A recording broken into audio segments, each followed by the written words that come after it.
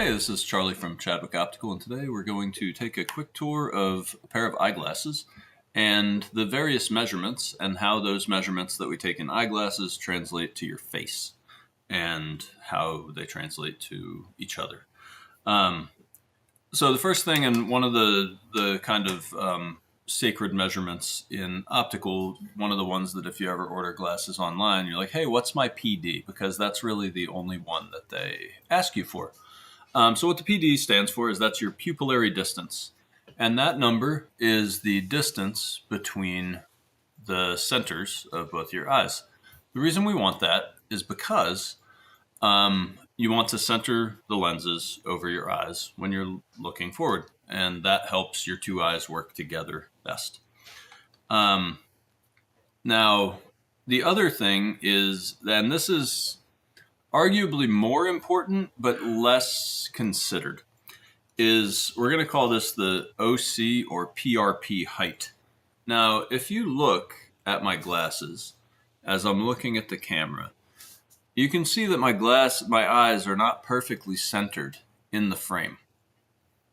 And if we are trying to look through the centers of the glasses, it is important that you also want the eyes not only horizontally aligned, you also want them vertically aligned with the frame.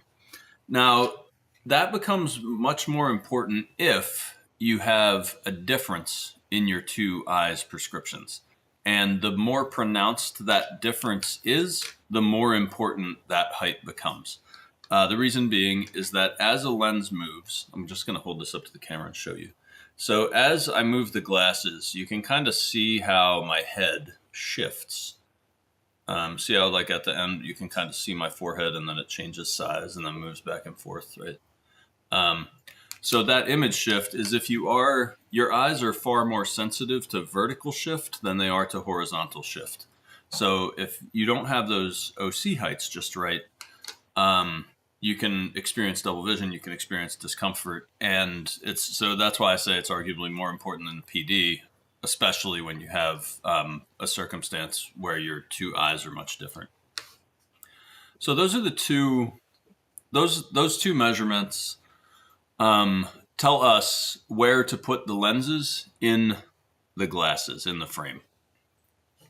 Now, what we used to do way back in the day was we would take these measurements of the frame and then calculate how much we need to move the lens in the frame to make sure that the eyes are aligned behind the lens. So for that, we need various measurements for the frame. So the one measurement is called the A measurement of the frame, and that is from one edge of the lens, the furthest outside edge of the lens, to the furthest inside edge of the lens. So this is the A of the frame. The next one is called the B of the frame. So the B of the frame is from the highest point on the lens to the lowest point on the lens.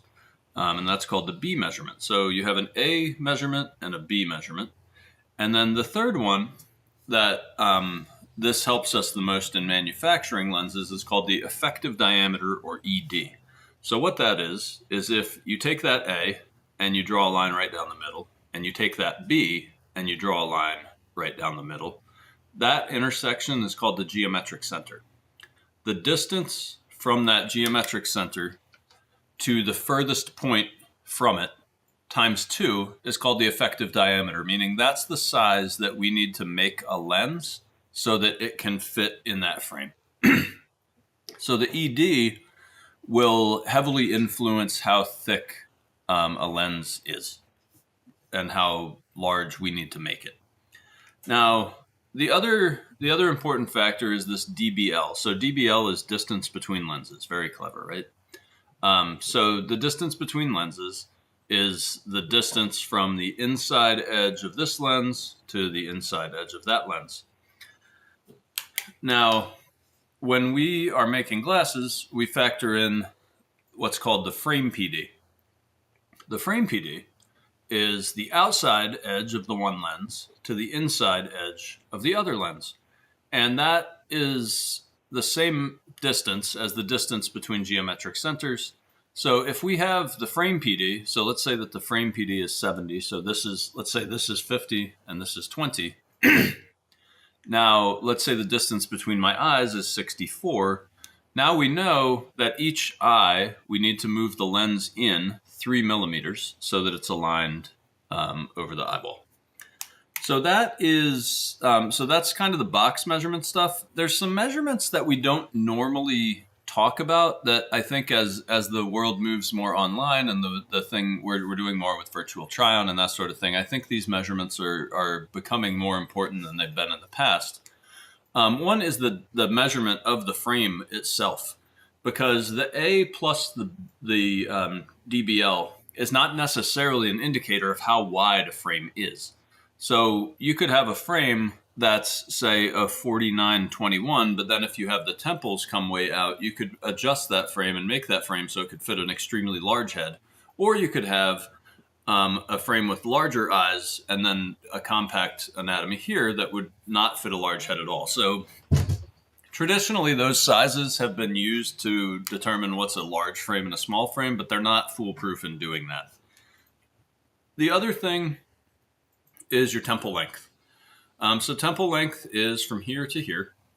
And what that will tell you is if this will fit to your ear. Now, some people, oftentimes you see with like TV personalities where they just have horrendous fitting frames. So a temple should fit around right behind your ear.